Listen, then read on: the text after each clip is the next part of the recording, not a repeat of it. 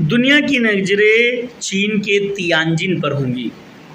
दुनिया की नज़रें तियानजिन पर इसलिए भी होंगी क्योंकि वर्तमान समय में तियानजिन में दुनिया के 3 शक्तिशाली देश भारत, रूस और चीन एक साथ बैठे होंगे।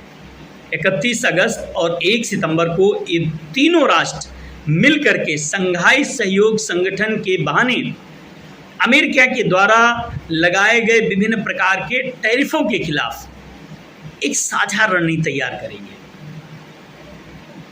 ये साझा रणनीति चीन में इसलिए तैयार की जा रही है क्योंकि जिस रोग से भारत प्रभावित है, टैरिफ रोग से अमेरिका के, उसी रोग से चीन प्रभावित है और उसी बीमारी से अर्थात टैरिफ से रसिया भी प्रभावित है।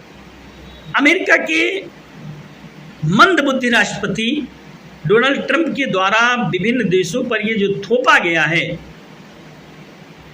इस कारण ये तीनों देश एक साथ बैठने के लिए मजबूर हुए हैं। मजबूर इसलिए हम कह रहे हैं कि तीनों देशों ने पिछले कई वर्षों से एक साथ बैठने की हिमाकत नहीं की। चीन से अमेरिका के 36 के आंकड़े हैं, लगातार बने रहे हैं, आज भी हैं।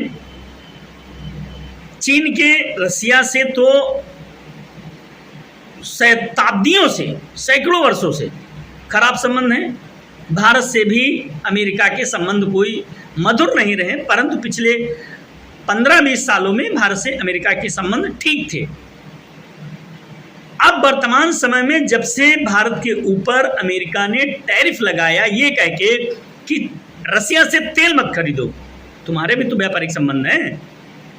अरे ये मेरी अपनी जिम्मेदारी है, हम किससे तेल लेंगे, किससे लोन लेंगे, किससे क्या लेंगे, ये हमारा देश तय करेगा। आप हमारे देश के मालिक थोड़ी नहीं हैं। हमारे देश की लोकतांत्रिक व्यवस्था तय करेगी कि हमारा देश किसके साथ कैसे व्यापारिक संबंध रखेगा। किसी भी देश के लिए उसकी जनता का निर्धारण महत्वपूर्ण होता है।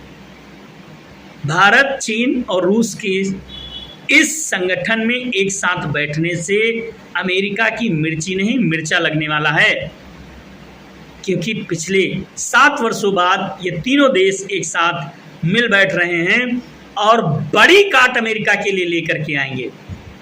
भविष्य में इसके दूरगामी परिणाम दिखाई देंगे।